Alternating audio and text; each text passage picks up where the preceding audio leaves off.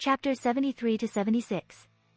I spent the next few hours in a kind of disbelieving daze with only Sir Stefan's presence to keep me from a complete breakdown. Although he did little to keep me from my grim thoughts, likely too lost in his own. I had stopped crying a while ago. It felt as if I had no more tears left to cry, and now all that was left was some vast, gaping hole in my chest and a dull aching pain. At some point a servant arrived with a nightgown, but I barely remember putting it on. She'd died because she'd drunk from a bottle intended for me. She'd died instead of me. That was all I could think. All my mind would allow me to think. The knowledge danced across my thoughts, wrestled any attempt to think about anything else back to itself again and again and again. Shame and guilt warred in my gut, and I threw up into the chamber pot Melas had provided. Sir Stefan was at my side immediately, his own eyes tired and red-rimmed. He opened his mouth to call for Melas and then paused when I flinched. "Call him," I finally managed to say. I owe her more than dying from a head wound sustained falling out a bathtub. That'd be the stupidest Targaryen death in existence, and one of them had drunk wildfire on purpose. "Grand Maester," called Sir Stefan. A minute or so later, Melas shuffled in.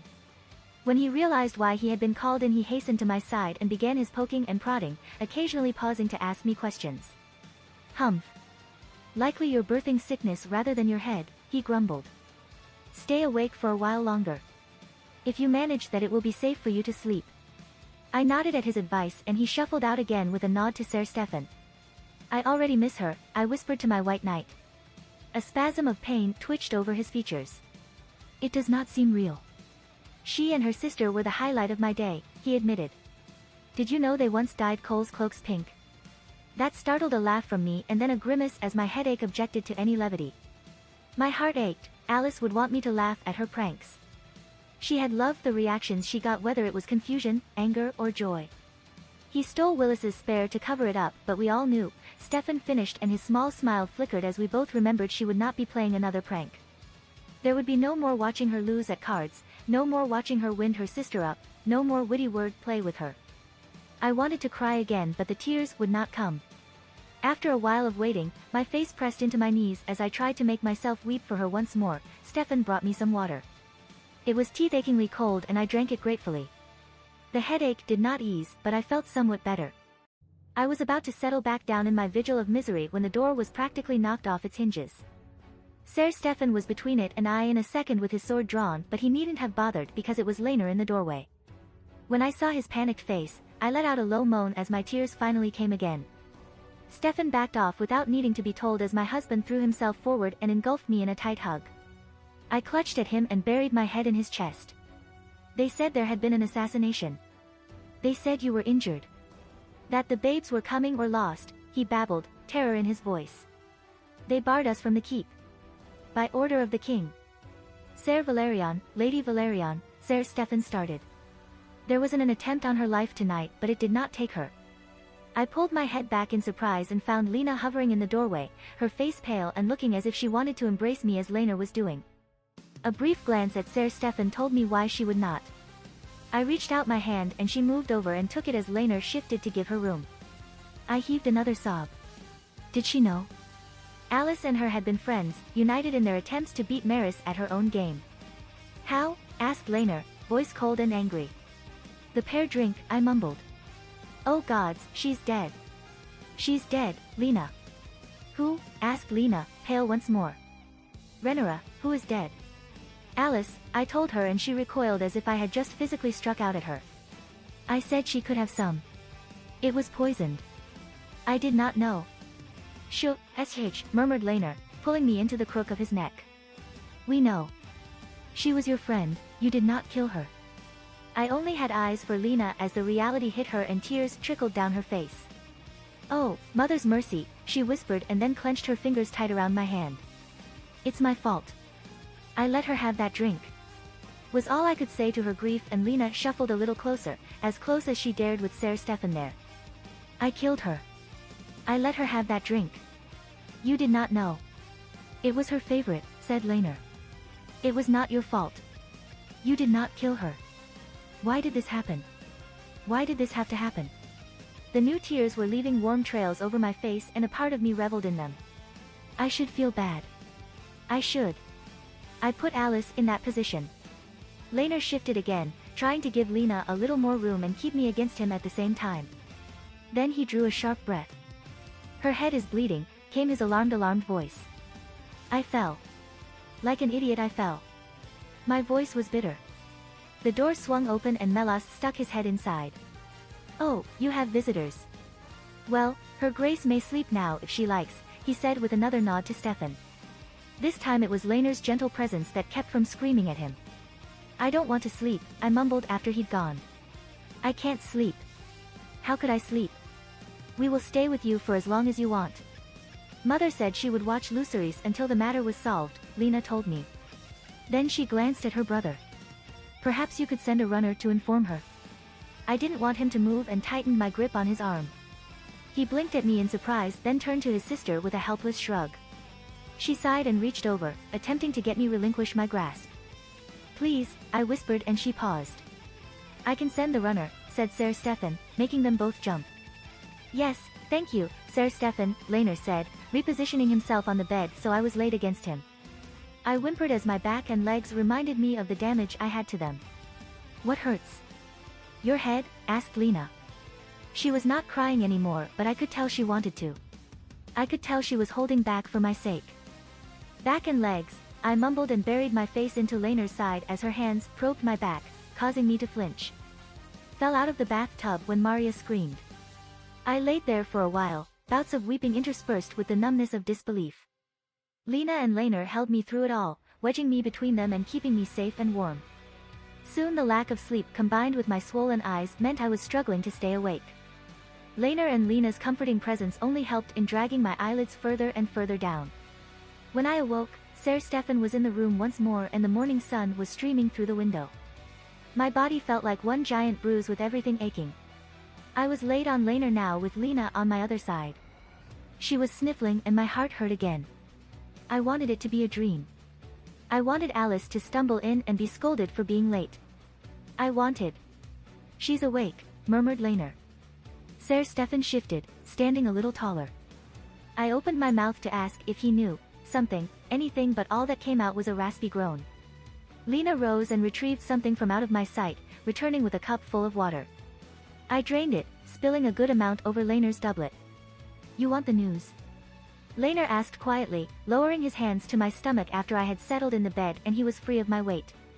The children kicked out and I wanted to cry with relief they were okay. Judging from Laner's own smile, he felt the same way. A moment later, Lena's hesitant hand joined her brother's. All three of us laid there for a while. "Tell me what you have learned." I owed it to her to find out who did this. When I did, they'd die slowly and screaming. Alice was drinking that same liqueur we were. As Sarah said, it was her favorite. She'd already had quite a bit by the time you gave her permission to drink it, according to Maria, he began gently. "It was Alanis and not Melas who enlightened us to the poison used." He trailed off and grimaced. "If she is right, then we were all in more danger than we knew," he finished. "The babes especially." "Explain," I rasped, some of the guilt easing in me, leaving me open to rage. I let it fill me up, let it tint my vision. It was better than grief and self-pity. "We think the bottle was poisoned before it was ever opened," said Sir Stefan, voice solemn. "I will understand if Her Grace chooses that I share the fate of Kristen Cole." I blinked at that and Laner shook his head. "We all had some Baryu. You do not know how lucky you are that you did not even sip at it," Lena explained. "Both Joffrey and I awoke with headaches the day after. Sarah Strong awoke with what seemed like a terrible hangover, but these all match with the side effects of mild consumption of a poison called hag's grass." "Hag's grass?" I echoed. "I do not understand." "According to Alanis, it is used to remove unwanted children. It is dangerous though, it can leave a woman infertile with just a small ingestion," Lena explained. I stared at her, blood cold with fear. No. Lena, you drank a glass." Maris, by the 7, Sarah drank too. Horror coursed through me in waves, sending my skin prickling with sweat and nausea squirming in my gut once more. It is too early to tell if it has affected us." There was the wobble. There was the worry. Would Luceris be her only child? Were 3 more of my ladies to fall victim? Laner placed a hand on his sister's wrist and she grimaced before steeling herself. "Regardless, it was almost certainly aimed at you. Even a small amount of the poison will kill children in the womb, Laner said after his sister nodded for him to go ahead. Alice drank too much, too fast. It is only fatal in high doses. Had you drank it we would not have detected the damage until much later on. It would have. It would have looked natural. Like they had, merely not made it. As you were heavily pregnant, it would have almost certainly rendered you, unable to conceive. There was rage and grief both in his voice. The twins were his children. Any future children I would bear would be his as well. He leant forward and took my hands in his violet eyes boring into mine and his mouth set in determination. We will find out who did this. Joffrey is working on it now. His head pressed against mine. But for now, you must have a visit from Alanis. We must double-check the babes are well. I do not see how it could have been her. Joffrey finally burst out from his seat in front of the fire.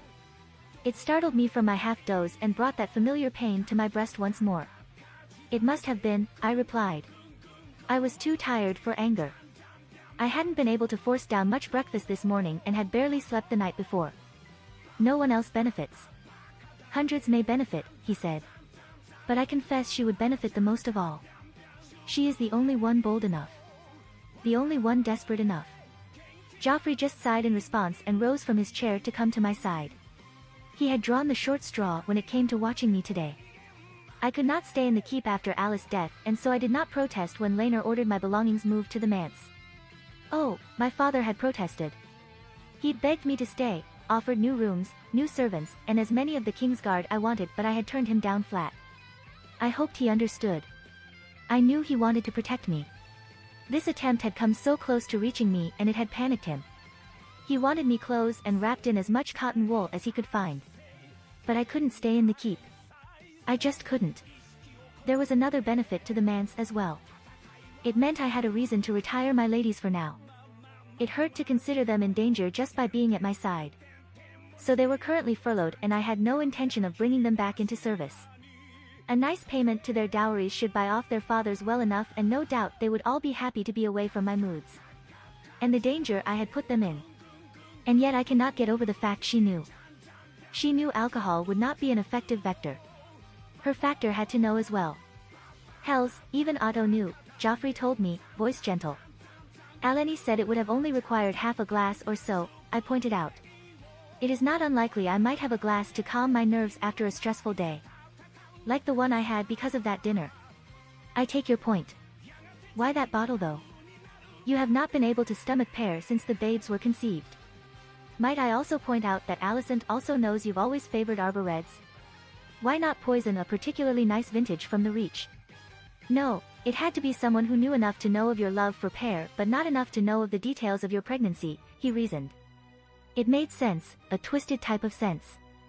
Alicent knew much about me and my tastes. That much was inevitable from sheer proximity over the years. Do you believe Kristen's theory that it was Daemon? I asked, and Joffrey sighed once more. Cole had raised Daemon as a potential perpetrator, and it was currently accepted he had been the most likely candidate, with the murder of Mushroom being his cover. He had no reason to lie. He had known his service as Lord Commander of the Kingsguard was coming to an end. By all accounts, he had chosen the black on his own terms. I tried to ignore the pang of sorrow that brought. I hated it. He had betrayed me for his own selfish reasons, and yet he had been by my side for nearly a decade. I missed the Cole that was just as much as I hated the man Cole became. He was my failure. No. I do not believe Cole. I do not think I have to explain why, he told me. I understood. There was no denying Cole's theory about Daemon sounded right if viewed superficially. Daemon hated me. He had proved he access to the keep via the tunnels. The poison used was found most commonly in Dorne and the Stepstones. Yet the holes rapidly became apparent if you had any knowledge of the man Daemon was. Poison was not how Daemon operated. He was big, loud, in your face. He'd want the physicality of a violent death, spectacle of a princess being brazenly murdered in daylight. He was proud too. He'd have already claimed the crime if it was him, although, well, no one had seen him since his flight from the Stepstones. Miseria's presence was no longer felt in the city. Indeed, Joffrey and his friend had cannibalized much of her network for themselves. One of their more infamous duels, or dates. Could Daemon really have contented himself with leaving that bottle there knowing I might never drink it?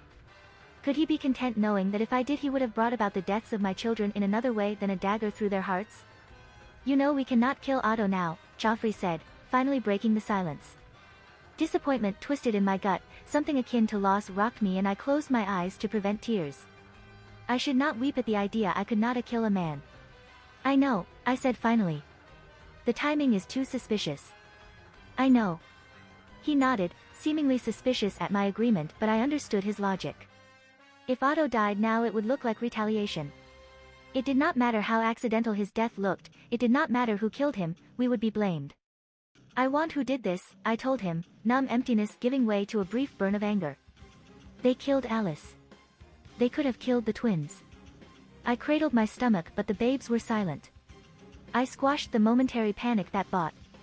To think I'd once cursed their frequent activity. Now every time I did not feel them I panicked that my would-be poisoner had succeeded despite Alice's sacrifice. I did not know how much longer I would have to wait to meet them. 10 weeks had been Alani's guess, but twins were frequently born early. That would be the most dangerous part. I had insisted they prepare the incubators in case they were far too early. Lena had offered to play wet nurse should anything go wrong. She had been unable to find any basis in text for her mother's insistence that I should feed my own babes, yet I still fretted. I had decided to do so out of some belief I was missing something, some belief I would condemn them in some way. They did not. They will not. Not here, said Joffrey. He'd gone through everything I had brought with me to the manse with a fine-toothed comb after Alice's death. My dresses, my books, everything I owned. No more poison, no more danger, had been found. I cradled my arm around my stomach again and willed them to move, to give me some sign they were alive and well. Gods, I felt fit to burst already. I was almost as large as Lena had been in the final month. Joffrey's hand hovered a moment over my own and I caught it, bringing it down. I will find who tried to kill them and I will make sure no one ever tries again, he said quietly. I came so close to failure. It was not your fault, I told him, then used the headboard to pull myself upright, grimacing as it sent spasms of pain through my back. I feel so helpless. I know. I am sorry. I will find who did this. I swear to you. Thank you, but I was thinking more about my current inability to walk, I said, smile somewhat sheepish. Joffrey was not given to overt displays of emotions, even during his days as the Knight of Kisses. I was touched. Girardi's orders, I'm afraid. You are to rest and recuperate, else you risk making your legs worse. I smiled at him and he gave me the best approximation of a smile he could give back before standing to return to his reports. I must get back to work or else your father shall have my head. You've read them 1,000 times. Maybe you could read them to me, perhaps I shall spot something you have not. I suggested, mostly wanting the company, not wanting to fall back into the numb haze. He shrugged and soon he was stretched out next to me on the bed, reading about the goings-on of the court since the attempted assassination and the death of Alice Strong. Most of it was court scrambling and the upset caused by Viserys' investigation into the poison. He'd hit a dead end and everyone was feeling his wrath. More than a few servants and underlings had faced pointed questions, yet nothing had been thrown up so far. As for the green elephant in the room, Alicent was under arrest without actually being under arrest. Her father much in the same boat. Aemond was ready to be set on the road to Riverrun within the week, his escort of knights being finalized as we spoke. He couldn't kill her, not without proof she did it. His own love for her wouldn't let him, but she would remain a prisoner in all but name for a very, very long time. No communication would go unexamined, she would have no time alone as she was always accompanied by at least 2 Kingsguard and she could forget about having Viserys' ear any longer. He'd been to her rooms once in the time since Alice Strong had died and had left a few minutes later in a rage. Oh, and Laurent Marbrand was the current favorite to ascend to Lord Commander now that Cole was gone. No hint on who would take Cole's place though. Apart from that, there was only the weirdly persistent rumor that the plot on my life was Dornish in origin and that the calls for war was greater now than it had ever been. Joffrey had explained why they believed that, of course.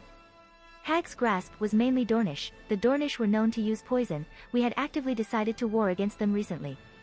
If I died or my babes did, war would erupt across Westeros and not even Viserys could stop it. It would allow Dorne time to prepare, to neatly step out of Westeros' focus. I doubted it. I really did. Yet, as Joffrey had pointed out, it was yet another theory that made more sense than Alicent. Your Grace, called Ser Stefan through the door. Lady Strong is here to see you. Sarah, I breathed as she was shown in. If she was bothered by Joffrey next to me on the bed, she didn't show it as she came to stand at the foot of it. She did not look well, but that was not a surprise. Her face was paler than I'd ever seen it, her hair was pulled into a braid without any of her usual style, and her eyes bore the evidence of a long time spent crying. I swallowed down the ache and grief. She had more of a right to it than I did. "Your Grace, I am here to rejoin your ladies once more." Her voice broke on ladies. "Sarah, and she cut me off with a raised hand.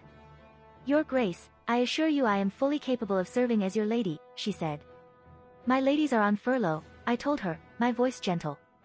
"I have yet to call anyone back to service." "You have Lady Lena." Her tone was desperate and I grimaced. "That is somewhat different."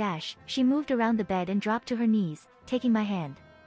Her eyes brimmed with tears and her breath stuttered. "You will not call them back, but I beg you to. I beg you not to draw back." "Alice would not want that," she muttered. "Please. Rhaenyra, please." Her grief prompted fresh tears of my own and I tugged her up. She got my point and rose, dropping down on the bed next to me. She directed her next attempt at Joffrey, looking over my swollen stomach to meet his eyes. "Tell her it will fine. Tell her to summon us back," she begged. "We are her ladies. Alice would not want her to set us all loose. She enjoyed her time with you." "After the pregnancy," I said finally. "I'll call you all back after the babes are born. I will need the help and it will give you all time to consider whether the danger is worth being by my side." Sarah was silent for a while, jaw clenched as she thought that over. "Father would not have me return. He fears for me. He wants me to marry, to produce children." I swallowed again as I remembered Gerardis was still waiting to see if the hag's grasp had damaged her ability to have children. She smiled sadly as she noted my reaction. "Father has not received many offers so far. Nobody wishes to risk a childless marriage. Should it have rendered you barren, I would have you back," I said finally. "Or I shall ensure you make a good marriage. It is your choice." It would be hard to tell if it had affected them. In truth, the signs of infertility were sometimes not as simple as a lack of monthly bleeding. Certainly, it was a not guarantee that it had affected any of them. They were not pregnant at the time of consumption after all, and Gerardis' research did indicate that was a factor that greatly influenced the outcome. Gods, the thought alone made me shudder. Hag's grasp. I had questioned Gerardis on the matter and then Alanis for good measure. It was made from the root of a flower that grew mainly in arid places. Used as a last resort version of an abortifacient. Many had taken it and died, or taken it and lost their babes only to discover they would never have another. It was infamous in certain circles for how unpredictable it was in its results from person to person. Symptoms included headaches, thirst, dry mouth, slurring of the words, blurred vision, vomiting, heart problems, drowsiness, infertility, confusion, hallucinations, convulsions, and finally death. Melas had been unable to even tell just how much had been dropped in the drink, useless thought that he was, so we could not even tell dosage, we could not even ballpark the damage. Maris and Lena were playing it off as if it were no big deal, but I could tell it was worrying them. Maris liked to pretend marriage was not on her mind, that it had ceased to be a true possibility the moment her father had disgraced the Grafton name in the way he had. I disbelieved her. Marriage was her only realistic way back into the ranks of the nobility. A woman with the ear of a queen was no small prize to the right people, yet if she could produce no heir, then she would be forever barred from it once more. Lena pointed to Lucerys, pointed to the fact she'd already had a child. She would tell me she had no desire for any men, that she only had eyes for me. Yet she clutched Lucerys close and she was appalling at hiding the tears. I could pinpoint the exact time she wept to Joffrey about the matter. The two would always gather around their son the next morning with Joffrey providing reassuring words. Did she wish to bear another babe in the future? Joffrey's babe? He loved Lucerys like his own son, but did he want a child of his blood? I wish to return now, Sarah said quietly. Alice wanted to see the twins born. She wanted to teach them our particular brand of mischief. I smiled at that, but it was with a significant amount of pain. She had mentioned that on that fateful night. She had wanted to meet them and she had been denied that. Something in me gave in and I sighed. Very well, I said, and she pulled me into a tight hug. I would not normally allow that, but I could not bring myself to scold her for it. I rubbed a comforting circle on her back and she sobbed into my shoulder. You are hiding yourself away, said my aunt, and I grumbled at the chiding tone, burying my head further into the bedding. You survived an attempt on your life. You must show the realm you are alive and still pregnant. There are many who say you lost them. I scowled at that and then scowled even more fiercely as she wrenched my blanket from me. I glared at her. She should be enjoying herself being courted by her manderly lordling, not harassing me about whether I retreated from the public eye after a fucking assassination attempt. I shifted so she could see the swell of my stomach where the kids were raising hell inside. Apparently they liked to pick any time I was lying down to start whatever it was they did in there. Given I had done little but lay down, I had plenty of time to feel them kick away. They are well and fine, as you can see, I told her sourly, and her hand came to rest on my belly and a small smile grew over her face as she felt them. Making my attempts at sleeping hell. I know that well. Your loyal lords know that well. Yet the court mutters on.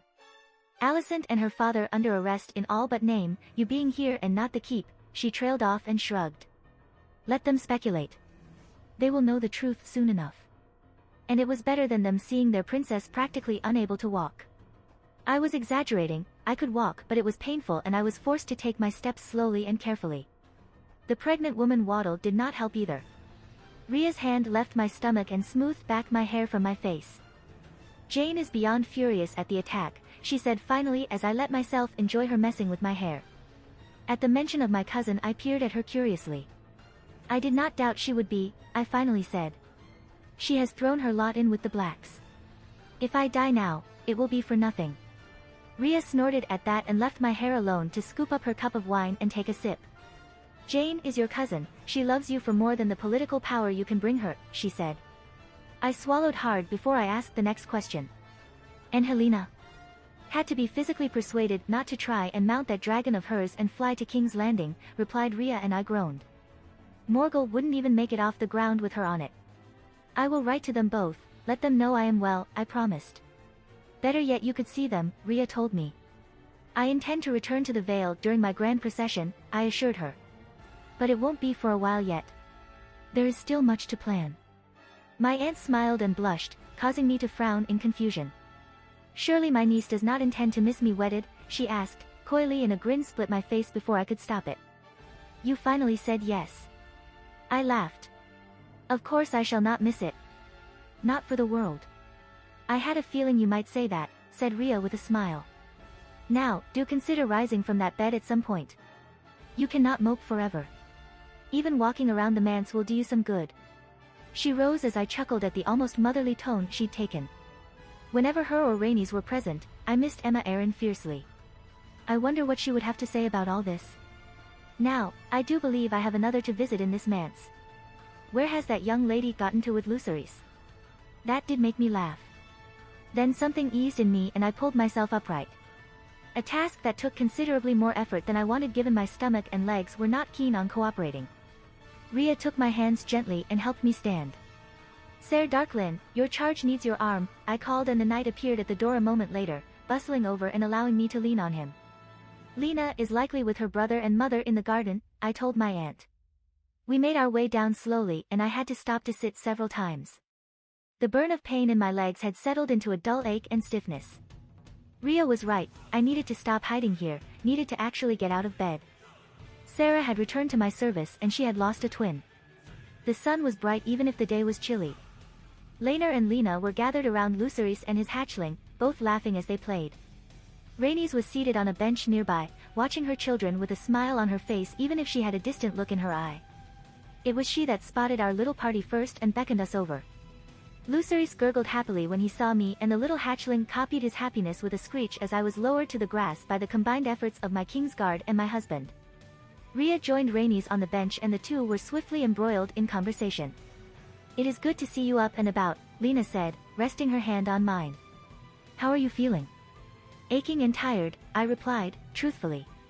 She gave me a pained grimace that I think she intended to be a smile. How goes the day? Colder than we are used to now, winter is here, said Laenor. But Lucerys enjoys playing with the hatchling, and if we do it inside it destroys the furniture. I was happy to see the fond look on his face at the mention of his nephew. Less happy to see the brief vision of pain that danced over Lena's. Yet she hid it from me, tilted her head away so I could not see. Lena. She turned back.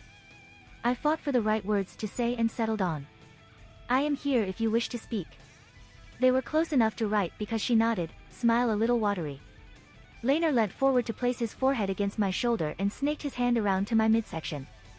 I felt his grin form as they kicked out against his hand. Now, here is the little man I came here to see, crooned Rhea, frightening us all. Given the wicked looks both older women bore, I'd bet that was done on purpose. Luceris screeched happily in response to Rhea leaning down towards him and lifting him into the air. My, how you have grown. I shot a look at Lena and found her blushing once more. Rhea was not married to him anymore, she had no way of knowing if Damon would even know she still spent time with the lad, and yet, the Lady of Runestone had gotten genuinely attached. I wriggled my fingers from where she pinned them to the grass and she blinked before her gaze met mine. We watched in silence as Rhea and Rhaenys took turns in seeing who could dote on Luceris the hardest, watched them guffaw with glee every time they won giggles and smiles from him. Eventually, it got a bit too cold to keep Luceris outside, even swaddled as he was, and we were forced to retreat back to the manse. Rhaenys took custody of the hatchling and the maids whisked Luceris away, leaving us alone after Rhea bid us goodbye. We ended up in the drawing room and the siblings set to building me a large fire and ensuring I was swaddled in blankets. Have you thought on names? Asked Lena, after we'd all settled. Laner caught my eye at that. We hadn't talked about names, I doubted any of us had even sat down and thought about it individually. Taking the sudden guilty looks on our faces as her answer, she laughed. You must think on them soon. Father will have his own ideas and he will be insistent. A good point. In canon, he had named Jacaerys and Luceris. No doubt he would have ideas of what would constitute a good name now as well. A Targaryen name will be necessary for the firstborn, I said finally. But I wanted to reflect Laener's Targaryen heritage as well. Perhaps Aemon, for a boy. Laener's grandfather and my brother. Mother would love that, said Laener. But what if they are both boys? Balon. Balon had been the name of my younger brother. He'd lived for all of a day. They hadn't even let me see him before they'd taken the body to be burned on the pyre. I shook my head mutely at that, shocked by how much the memory had upset me. Aemon was a distant tale, but Balon was too caught up in the loss of Aemma Arryn. Jaehaerys? Asked Lena, interrupting Laener's deer-in-the-headlights look. Ugh, no. Was my answer to that, and I received 2 sets of raised eyebrows. Then I felt the need to defend my position. He once walked in on grandfather reading a letter to me and told him that he should stop, encouraging me. They sighed at that, likely remembering why their own mother had been passed over despite being the legal heir by Undul succession at the time.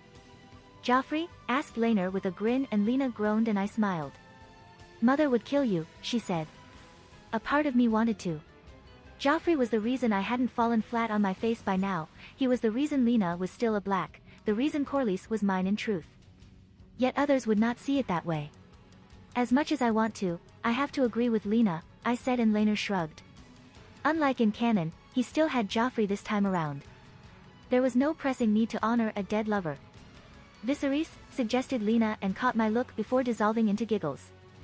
Well, Aegon, Aenys and Maegor are right out. She was right. I thought ahead, to kings that would come after in the canon timeline. Who stood out? Not many, not called Aegon, Daeron or Viserys. Damn it. Aerys 1 and 2 had ruined the name thoroughly, Rhaegal had been mad. Mikar? No, too close to Maegor and too close to said king's reign. Baelor? I asked finally. Close to enough to Balon to honor both my brother and grandfather, close enough to remind people he came from both lines of Jaehaerys' sons. Laener wrinkled his nose, likely remembering Baelor the Blessed in my tale. I had been thinking of Baelor Breakspear though. Was that a bad omen, to name him after the perfect prince felled by his own brother? Baelor, Laener finally agreed. Lena clapped her hands together with delight and I dropped my hand to my stomach. Did I carry a little Aemon and Baelor in me? Then a broad smile split my face as excitement coursed through me. It felt more real, they felt more real with names. What if they are girls? Asked Laener. Alyssa. Alice for short, I said, almost before Laener had finished his question. They nodded solemnly at that. I could not name her Alice in truth, but I wanted to honor the woman who had died so that they could live. Alyssa honored quite a lot of avenues, there had been more than a few Alyssa Arryns and Alyssa Valerians, and my own grandmother was named Alyssa. Yet I confess little clue as to a second girl's name. Part of me wanted to suggest Daenerys to honor the girl who would become the mother of dragons in a world that would not be. Another wanted to say Rainey's to honor the queen who never was, but I'd noticed a trend with Rainey's across the books and they never seemed to die of natural causes. Visenya was the mother of Maegor, still too divisive, and I had no desire to tempt fate. Alisanne was tempting, Alisanne and Alyssa. What about a Valerian name for a second girl, asked Laenor. Valina Valerian was the name of the mother of Aegon and his sisters. Alyssa is a Valerian name as well, Lena pointed out dryly, and Laenor shrugged. We have 2 cousin Alyssas right now. He blushed. Honestly, I couldn't keep track of the extended Valerian family either. It was endless source of fascination as to how Lena could. Do we have a cousin Lyanna? Asked Laenor tartly, and Lena shook her head. What about Lyanna? It's a nice name, I said after thinking for a while. Do you want to name our daughter Lyanna? Lyanna and Alyssa, said Laenor, rolling the names about his mouth as if trying them out. Or Valina and Alyssa for the 2 Valerian women important to the dynasty. Now that he mentioned it, that did have a nice symmetry to it. I prefer the second, I told him. But I will leave the choice to you. He beamed at me before stopping to think on it some more, trying out the different names in different tones. Valina and Alyssa, he said finally. And should they be boy and girl, Aemon and Alyssa? Laurent Marbrand's promotion to Lord Commander was celebrated quietly by most. The court was still tense, still waiting for the other shoe to drop. Otto and Alicent had yet to be seen. I knew, of course, that they were both under guard in their quarters, but the incautious went so far to suggest they had been sent to the black cells or the confessor's tender mercies. My father was silent on the matter. He'd set Joffrey to investigating, as well as Jeremy and Ser Harwin. I doubted either would come up with something Joffrey had failed to see, which meant he was angry and he couldn't do anything about it. Frustrated with no one to direct that frustration at. My return to court had done much to ease some of that away, but he was still waiting for someone to let loose at. Congratulations, Lord Commander. Laurent Marbrand bowed in response. Thank you, Your Grace. I am deeply honored. I hope to restore the honor of the King's Guard in your eyes, he replied, and I could see he was serious. Blonde-haired and brown-eyed, he was about Cole's age. He'd joined before Cole had though, taking the place of Clement Crabbe. The first Kingsguard my own father had appointed as Ser Crabbe's death had occurred not even a month after Jaehaerys. I hoped that meant he was a Viserys loyalist.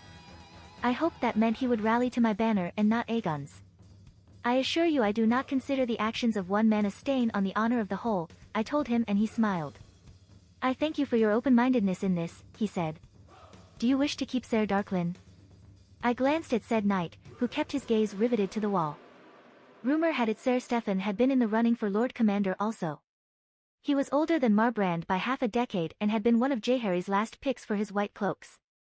I would not be sad Stefan had lost out, being Lord Commander would take him from my side and interrupt the work I was putting in to secure his loyalty to me and not my father, as bad as that sounded even in my head.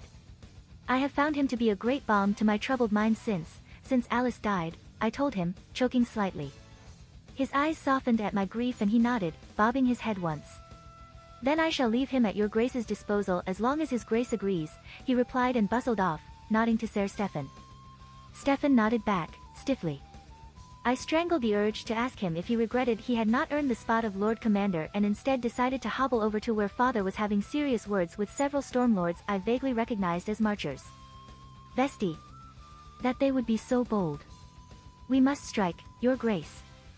They have less food in the winter, a few well-placed raids would leave them a ripe target for our armies, said one. We do not yet know the cull dash, father's eyes flickered to me then and he smiled. The men turned and promptly gave their greetings as I hobbled to their king's side and earned myself a tight hug. As I was saying, we do not yet know the culprit behind this attack on my daughter. It may well be the Dornish, but I want to know who, for sure, is responsible. Who else but the Dornish could have done so, burst out one man, garnering angry looks from his compatriots. The only other suspects were the king's brother and the king's wife. Reminding him of such did not seem prudent. Indeed, father's face darkened in response. The life of a royal is never safe, I interjected. There are many potential culprits. We must be sure we deliver justice and not vengeance. I'm lying, of course. Revenge is very high on my list of things to do when I figure out who tried to kill my children and did manage to kill one of my ladies in the process. And has likely rendered her twin infertile. Lena and Maris had bled, normally, thank the seven. It was a good sign. I had let myself hope that Sarah would escape it too, yet she had confessed to Gerardis that she had been due to bleed and it had not come. Then it had, and it had confined her to bed for 3 days. I did not need Gerardis' grim looks to confirm what I had deduced. It was very unlikely Sarah Strong would bear a living child. Well said, Rhaenyra, came Viserys' voice, warm with pride, knocking me clean from my musing. His hand came to rest on my shoulder as the Marcher lords nodded in agreement, likely internally praising the fact they'd been saved from their king's wrath. After they'd beaten a hasty retreat, he drew me to the side and studied me intently. "You do not look well," he said finally, and I strangled a laugh at that. Of course I did not look well. I was heavily pregnant, tired out of my own skull, and I'd had to endure 2 rounds of Gerardis' gross post-vomit flask today already. I never look well these days, yet I must come to court. I cannot lie about all day, I told him, making light of it. His lips quirked up in response and he took my arm. We set off down the gallery, ignoring the curious bystanders. "Laurent Marbrand seems diligent," I started, and he nodded. "He has sworn to uphold my choice of heir," he said, and I smiled. So had Cole once upon a time. Only time would tell if he were serious about such an oath. "But you did not come here solely to talk about Laurent, I imagine." "Ah, he did have me there." "I wanted your permission to speak to Alicent," I said as we reached the open air and a tad more privacy. He crashed to a halt and turned a surprised gaze to my face. "Alicent?" he asked, as if he'd misheard me. "Yes, your wife. The Queen. Alicent Hightower, mother of my siblings." His lips pursed at my tone and I gave him a strained smile. I needed to know. I needed to look her in the eyes, and I needed to see her reaction for myself. "I will not brook revenge, Rhaenyra," said Viserys, voice sour. "If it is a screaming match you desire, I shall not allow it. I will not indulge in a screaming match." "I just wish to speak to her," I protested. My father did not look convinced. "Please.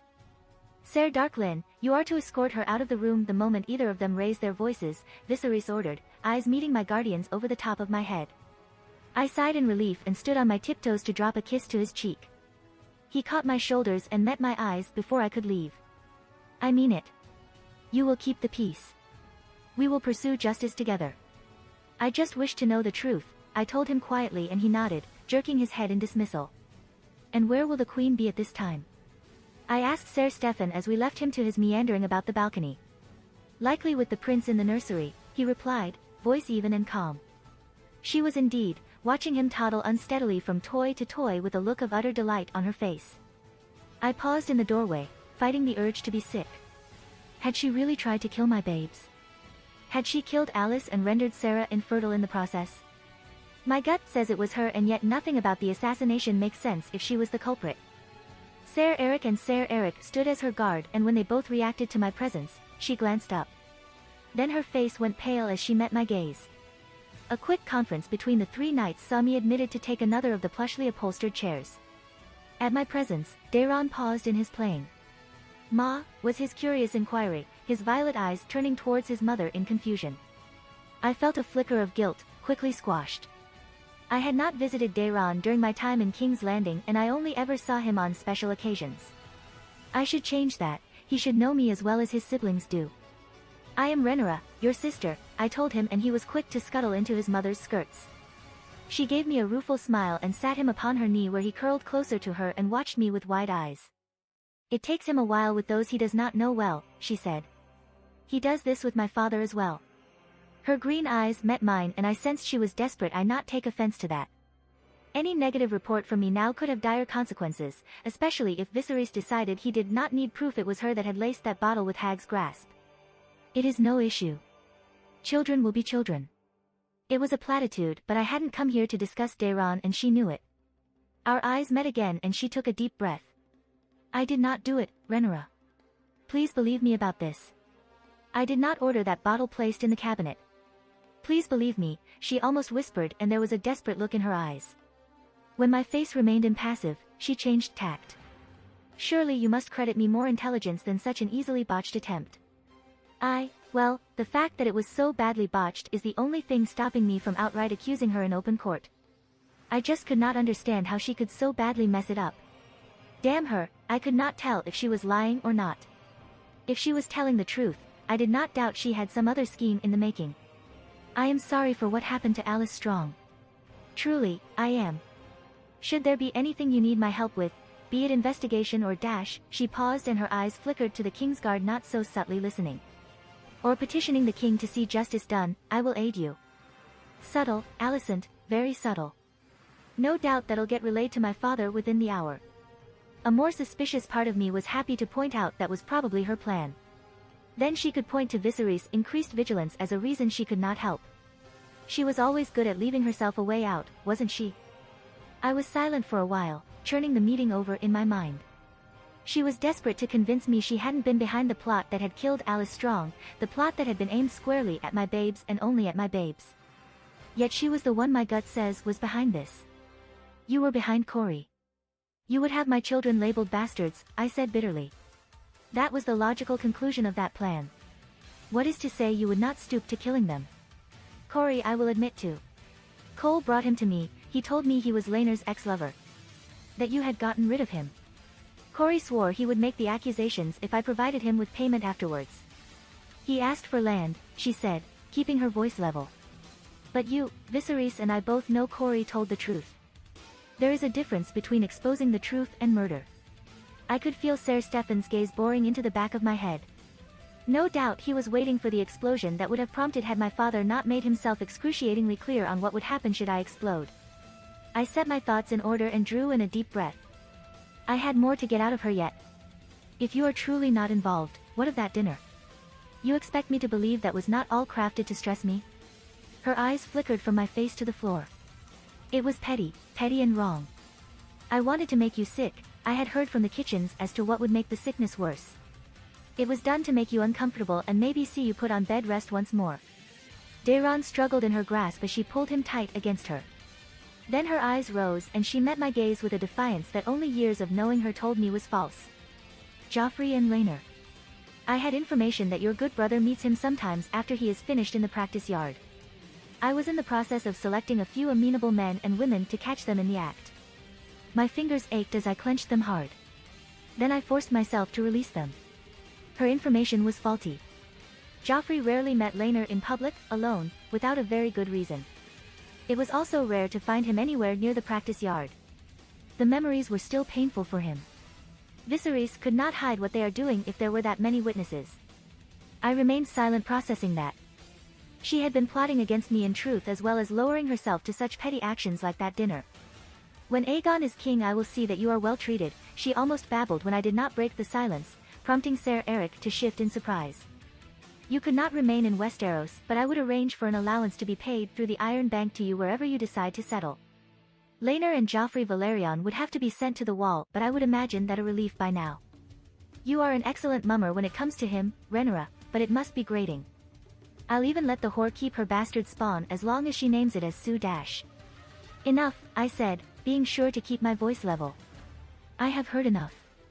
Your Grace, the king was very clear Dash. And I have remained polite, I said and Ser Stefan nodded, falling silent. Aegon will not take the throne. You know why.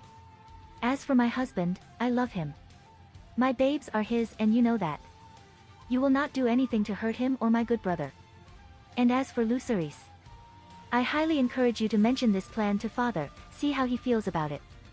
Her jaw clenched tight and her eyes flashed dangerously, but she said nothing. I didn't bother saying goodbye as I turned and left, and she did not call out to stop me.